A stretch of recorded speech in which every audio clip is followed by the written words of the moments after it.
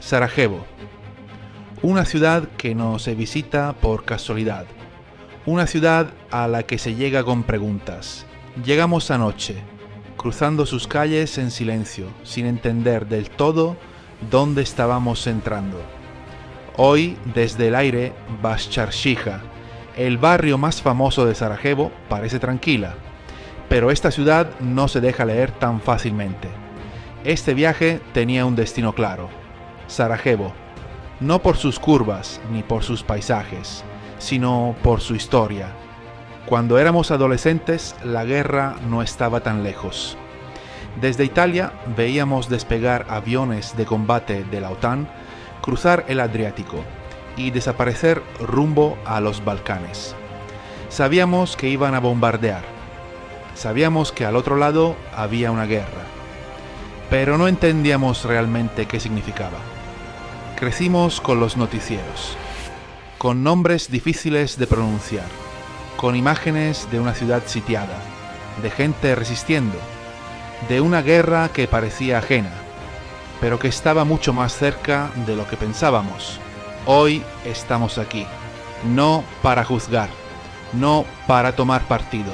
Hemos venido a conocer, a escuchar, a entender, porque viajar en moto también es esto.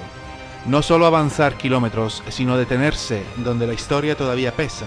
Y Sarajevo es uno de esos lugares. Pero nuestra historia en Sarajevo empieza con una caída, de las más tontas que se pueden tener en moto. Aparcó la moto sin poner la primera, claramente, y adiós. Ya.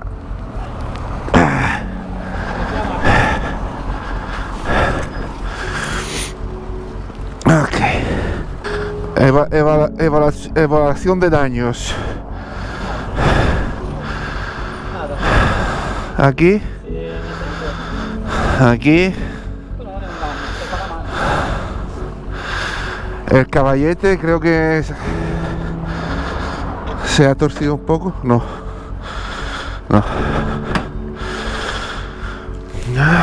Ok. Lo que pasó es que al arrancar la moto no me acordé de que tenía el candado puesto y me lo llevé por delante, con las consecuencias que eso puede tener. Por ejemplo, cargarte los discos de frenos. Luego aparqué la moto en bajada sin poner primera y claro, la moto se fue para abajo cayendo de lado. Nunca poner el candado, pero si lo pones, si lo pones y vas a aparcar la moto en bajada o en subida, la primera, la marcha puesta. ¿Qué coño estaba pensando yo? Nos quedamos un rato en silencio, mirando la moto. A simple vista no parecía grave, pero en moto ya sabes que lo importante no siempre se ve. El manillar estaba torcido, apenas unos grados, lo justo para notarlo y para que empiecen las dudas. No sabíamos si el golpe había llegado a los frenos, si un disco se había doblado, y eso no es algo que puedas comprobar parado. Pusimos la moto en el caballete central para tener la rueda delantera libre de girar y comprobar que no se escucharan ruidos raros de roces de los discos de freno. Nada. La única manera de saberlo era poner la moto en marcha. Venga, vamos a evaluación de daños. Se ha torcido el manillar. Creo que lo noto ya. Sí, lo noto. Está torcido, está más para acá. Las pinzas de freno no creo. El disco no creo que se haya torcido. La leva del freno no vibra. Sí, el manillar lo estoy viendo ya. Está más para acá. Sí, bueno, el manillar se compra nuevo. Sí, es barato, ¿no? Voy a frenar ahora, ¿vale? Nada. No. Oh, vaya, tío. Con el susto todavía en el cuerpo, entramos en Baščaršija, el corazón de Sarajevo. Durante el asedio, estas calles estuvieron bajo fuego constante. Aquí la vida siguió adelante entre ruinas, miedo y resistencia. Hoy parece un lugar tranquilo, pero cada esquina recuerda que sobrevivir también fue una forma de luchar. Dejamos el centro atrás y nos dirigimos hacia las afueras de Sarajevo, hasta el barrio de Butmir, junto al aeropuerto. Aquí se encuentra el Túnel de la Esperanza, el túnel Espasa, un pasadizo excavado a mano, bajo tierra, que durante el asedio fue la única conexión entre la ciudad sitiada y el mundo exterior. Ah, mira, aquí está el aeropuerto, ¿ves? Sí, pero nosotros no queremos ir al aeropuerto, sino detrás del aeropuerto. No era solo un túnel, era una línea de vida. Era el túnel que permitió a Sarajevo sobrevivir a un asedio brutal. Un túnel que durante 2 años permitió la entrada de todo tipo de suministros, desde alimentos medicinales hasta tabaco y armamento. Gracias a él, Sarajevo sobrevivió. Estamos en la entrada del túnel Espasa, el túnel que usaban los bosníacos de Sarajevo para alimentar la ciudad de bienes y de alimentos, de todo, de lo que necesitaran durante el asedio de la guerra de los Balcanes del 92 al 95. Y gracias a ese túnel la ciudad sobrevivió. El Túnel de la Esperanza nació de una necesidad extrema. En 1992, Sarajevo quedó completamente sitiada.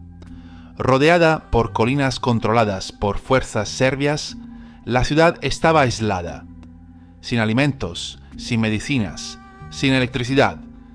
El aeropuerto, controlado por la ONU, separaba 2 barrios clave, Dobrinja y Butmir.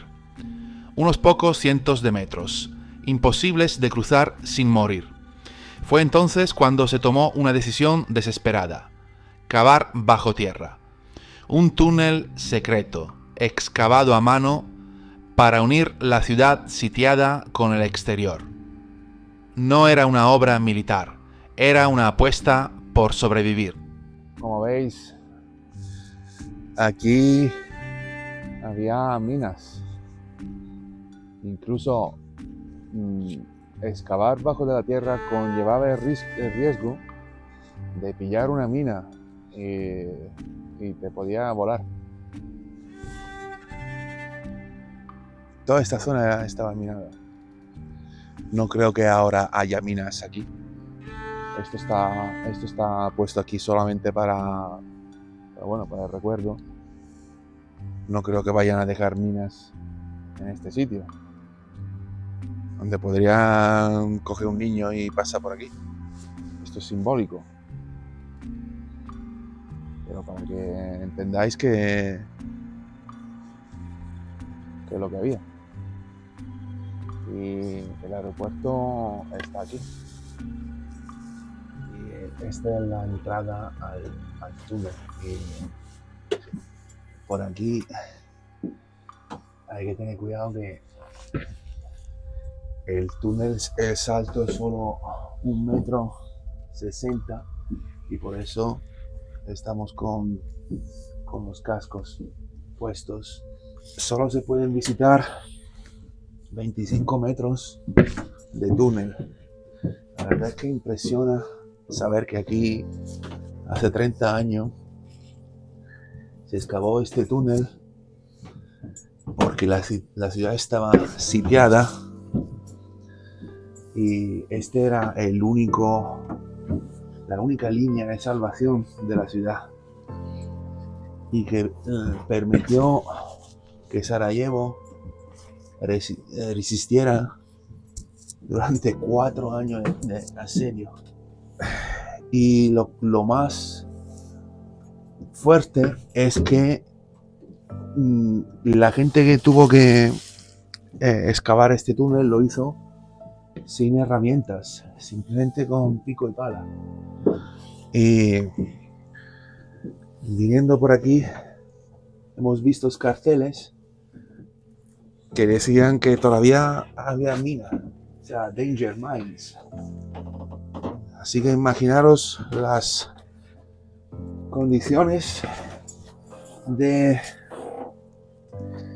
trabajo de esta gente. Y por aquí pasaban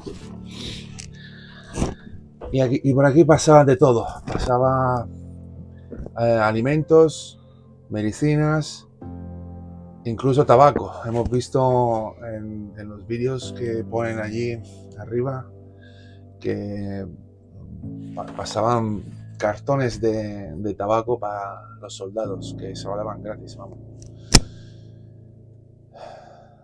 4 años de asedio en Sarajevo. Todo por la locura nacionalista de haber matado a tu prójimo. Es que además es impresionante decir que han estado juntos en la misma nación 40 años, la ex Yugoslavia, con Tito, y cuando se murió Tito, todo se vino abajo. Al decir me quiero independizar, pues no, los serbios dijeron te vamos a matar. La guerra en Bosnia fue de las más cruentas, porque sabéis que primero se independizó Eslovenia. La guerra duró 10 días allí porque no había prácticamente serbios ahí. Croacia siguió y la guerra duró 4 años también y se cometieron crímenes de guerra, pero lo más fuerte pasó aquí en Bosnia. Aquí el número de muertos asciende a, creo que a 100.000 personas, pero lo peor de todo es que en varios centros, varios poblados, agrupaban las personas, le decían de abandonar todos sus seres porque no lo iban a necesitar. Entonces le decían eso, no vais a necesitar nada más, y lo agrupaban y lo mataban a cientos de personas. En Srebrenica, que es una ciudad que está en el norte, cerca de Serbia, mataron a 8.000 personas. 8.000 personas, imagínate.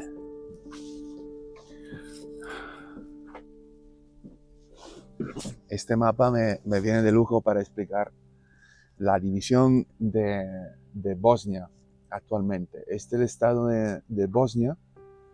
Hay una parte bosniaca que es la parte digamos, a mayoría musulmana, y luego está esta otra parte en el norte que en realidad están divididas por un pasaje, ¿vale? Esta parte se llama la República Srpska y son de mayoría ortodoxos. Son serbos ortodoxos. Antes de la guerra, Bosnia celebró un referéndum de independencia. El 99% dijo sí, pero lo que pasa es que la parte serba no votó y estuvieron totalmente en contra de separarse, y por eso empezó todo lo que empezó de la guerra. pidieron ayuda al gobierno serbo, Serbia está aquí, y el ejército serbo empezó a mandar tropas y entraron y empezaron a sitiar a varias ciudades, Sarajevo, y pasó todo lo que pasó. Ahora mismo la República Srpska hace parte, esta era una República Srpska, hace parte de Bosnia, están juntos. Entonces, lo que me flipa a mí es que después de después de la paz que se firmó en 95 en Dayton, no se separó los dos estados. Es decir, República Srpska, un estado, y Bosnia, otro estado. No. Se juntó, sois un estado, pero vosotros tenéis una autonomía y vosotros tenéis otra autonomía. ¿Y qué se hizo? En la Constitución se puso un sistema en el cual el presidente de Serbia se cambia cada 8 meses, y cada 8 meses un representante de la etnia católica, uno de la etnia ortodoxa y otro de la etnia musulmana se alternan en el poder. Y hay votaciones, una parte vota su presidente, otra parte vota su presidente. O sea, es que un sistema muy complejo y una paz muy frágil, como podéis imaginar, pero que dura desde hace 30 años. Es un país que está en el borde de entrar otra vez en la guerra, porque los separatistas del norte son nacionalistas y siempre hay pujas para separarse de Bosnia. Es un país que está, digamos, en el hilo, ¿vale? Como un equilibrista, manteniéndose en equilibrio para no volver a la atrocidad de la guerra. Es un país que está en proceso de entrar en la Unión Europea, pero le falta todavía resolver cuestiones como cómo convivir junto con tantas diferencias. La paz llegó con una condición. Bosnia y Herzegovina se mantuvo unida, pero dividido en dos entidades, incluida la República Srpska. El país no se dividió por una razón clave. Separarlo habría significado, en parte, justificar el genocidio cometido durante la guerra. Mantener Bosnia y Herzegovina unida, incluso con entidades como la República Srpska, fue una forma de decir que la violencia no podía convertirse en victoria política. Y para entender lo que eso costó, hay que escuchar a quienes lo vivieron. Okay, we are here with Harun Hodzic. He's the author of the Prayer of the Poor Bosnian Soil, and he has accepted to give me a small interview and explain me some stories about the war, because he was here. He helped building. You helped building the tunnel, you said. Pido perdón, pero no hablo muy bien inglés. Estuve en el ejército bosniaco y fui uno de los primeros soldados en atravesar este túnel. Este túnel tiene un significado muy especial aquí en Bosnia y voy a tratar de explicarlo. En aquellos días, antes de la guerra, hubo alguna negociación en Ginebra sobre el estatus de Bosnia, pero esas negociaciones fracasaron y las fuerzas serbias intentaron cerrar el espacio alrededor de Sarajevo. En esos primeros días fue una operación muy grande por parte de los serbios que intentaron tomar Bosnia cerrando totalmente Sarajevo. Tras un mes de batalla, crucé el túnel llevando conmigo una carta para el presidente de Bosnia. Estábamos intentando obtener ayudas desde algunas unidades del ejército fuera de Sarajevo. El presidente lanzó un mensaje vía radio a todas las unidades para que fueran a las montañas a defender la ciudad. Esa misma noche, cuando el túnel fue abierto, 500 soldados pudieron subir a las montañas que rodean la ciudad para intentar romper el bloqueo. Este túnel fue la infraestructura más importante de Bosnia en aquellos días. Hoy, el túnel es una de las atracciones turísticas más importantes de Sarajevo. Y nosotros tratamos de contar la verdad sobre aquellos difíciles días. Resulta difícil hoy imaginar para una nación europea excavar un túnel para sobrevivir. Este lugar representa una lección para toda Europa sobre lo que significó el genocidio en Bosnia. Salvamos la ciudad, salvamos a Bosnia, salvamos a una civilización multicultural aquí en Sarajevo. Hoy puedes caminar por Sarajevo y ver iglesias católicas, ortodoxas, mezquitas y sinagogas, una al lado del otro. Todo eso fue salvado en aquellos días, cuando defender la ciudad no era tarea fácil. Los serbios intentaron destruir todo lo que era musulmán. Puedes leer más sobre la guerra en mi libro. Es un honor para mí poder contarte mi historia a través de mi libro. Es la historia de un joven. Esa noche, la guerra dejó atrás la juventud y me hizo adulto. Con 23 años, ya era comandante de un batallón y hoy tengo muchos problemas de salud como consecuencia de heridas de guerra. Hemos dejado el dolor atrás. Somos orgullosos de lo que somos hoy en día. No hemos tomado represalias contra los serbios. No matamos a civiles. No destruimos las iglesias. No violamos a las mujeres. No hacemos lo que nos hicieron. Todos los crímenes están bien documentados y puedes leerlos en las sentencias contra los criminales de guerra.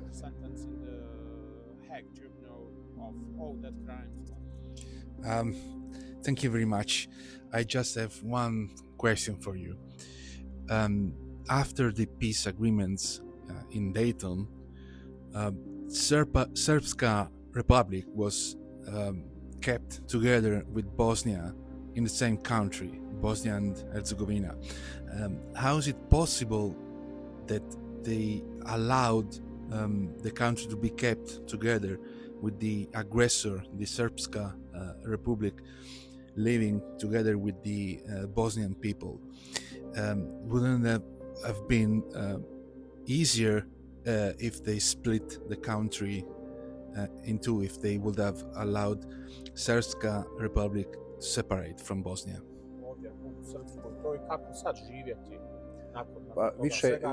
Durante más de 100 años, Serbia ha tenido un plan: construir una grande Serbia. La Gran Serbia debía englobar todos los pueblos de etnia serba dentro de un mismo país. Lo intentaron en aquel entonces, pero no lo lograron. Ahora Serbia tiene la misma idea, pero no tiene el poder para ejecutarlo. Ahora Bosnia está separada en dos entidades, pero en realidad son un mismo país. Tenemos los mismos derechos constitucionales y las mismas garantías. Pero si nos vuelven a atacar, defenderemos nuestro país. No tenemos otra solución y nuestros vecinos lo saben. Milorad Dodik, el presidente de República Srpska, tenía esa idea, pero ha sido inhabilitado para cargos políticos. Ahora Bosnia es cada día más fuerte y gracias a Dios estará lista. Bosnia no tiene ninguna pretensión de ser un país para un solo grupo étnico, musulmán, católico u ortodoxo. Bosnia es para todos los ciudadanos. Okay, thank you very much. You have a very beautiful country with a impressive history. We are traveling around your country with motorbikes, and we are pleased that you accepted us to interview you. So, thank you very much. Gracias a ustedes y espero volver a veros pronto. Thank you. Thank you very much. Thank you. Thank you for your translation. This is young man. Yeah. Young man is Semir Islambašić. Translator. My name is Semir Islambašić. On je sin jednog velikog heroja koji je poginuo za temeljeve My father is šehid. Shahid in Bosnian, but that is to say like that hero here. You have the most achievement, Medal of Honor here in Bosnia and Herzegovina. He passed away. He died in the war. I nikad nećemo zaboraviti njihove žrtve, tako da kad govorim da ćemo čuvati Bosnu i Hercegovinu, keep the Bosnia and Herzegovina we have in mind. Imamo emanete ili obavezu naših roditelja. The obligation for our parents who die for the country to remember that and defend the country. Yeah. Thank you. Bueno, estamos ya de camino de vuelta a Sarajevo. La visita ha sido impresionante. Cuesta creer todo lo que pasó aquí en esta ciudad, en Bosnia y en general en los Balcanes. Cuesta de verdad creerlo, y nosotros que de niños lo teníamos aquí, lo teníamos al lado. Básicamente estábamos al otro lado del Adriático y estábamos escuchando las noticias cada día. Es una guerra que hemos vivido en directo, la hemos podido ver en directo, y estar aquí ahora en estos sitios es todavía más impactante. No sé por qué hay carteles que prohibido. Claro, aquí puede ser que hay una base militar. Bueno, pues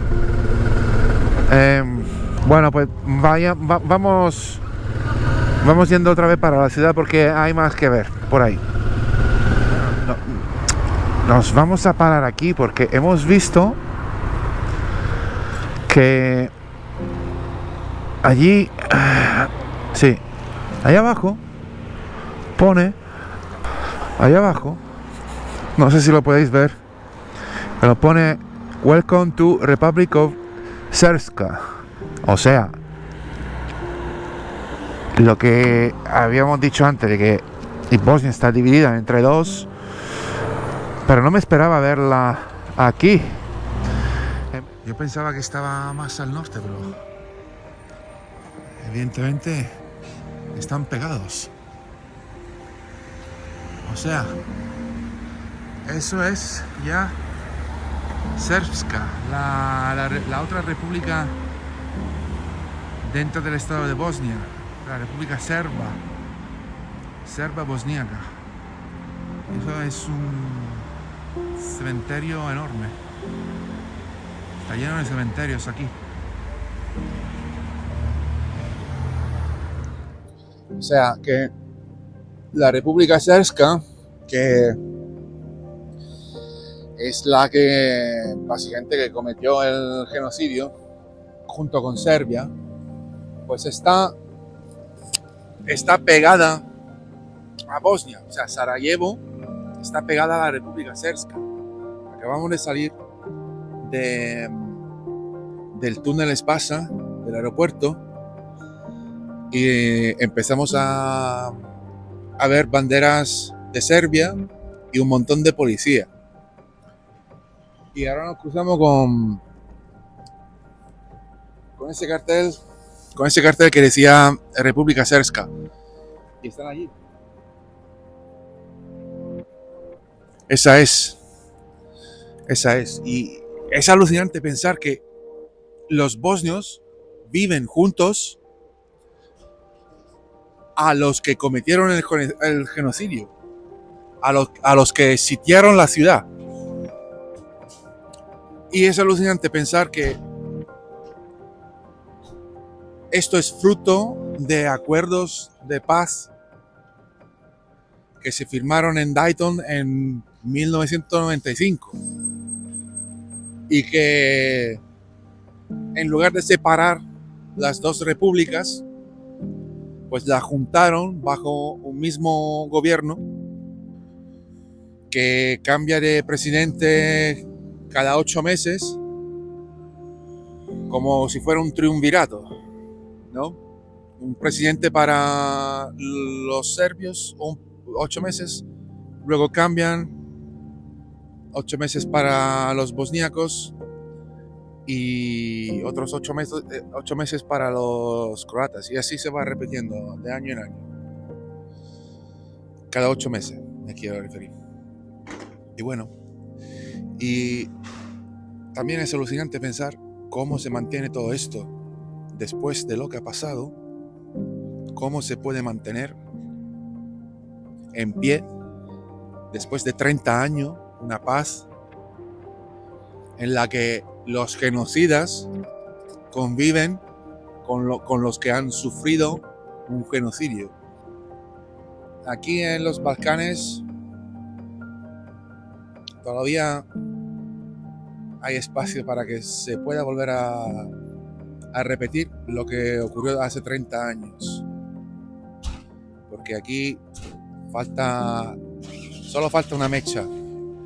Y la mecha es la del nacionalismo serbo, que quiere separar la República Srpska de Bosnia y quiere reunirse con la Serbia y hacer la grande Serbia. Lo más increíble es que existe una cuarta figura, el alto representante, impuesto tras la guerra por la comunidad internacional. Fue creada para garantizar la paz, con poder para vetar leyes y bloquear decisiones que pudieran reabrir el conflicto.